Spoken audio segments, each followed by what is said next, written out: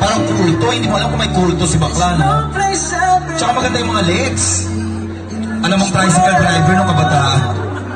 Alam mo, bata pa lang, marami na sa tulong ng tinamasa. Kaya masasabi mo masipag si bakla. Alam mo nung bata, marami ng pagsubok ang pinagdaan. Kaya makita naman natin ngayon ang journey ng ating candidate number 31. Isa sa mga inspirasyon, di ba? Na kahit kailan naman tayong bibigay.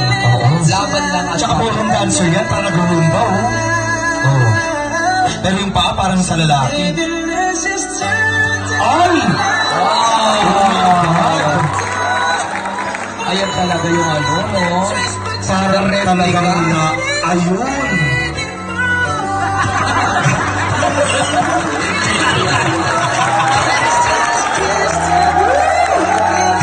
Parang may nakatilang sa ulo.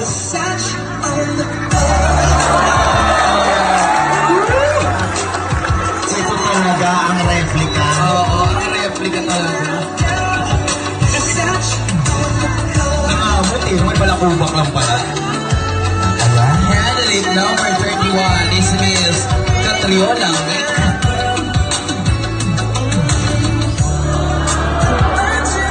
Tsaka maganda mukha ni Catriona sa malapitan.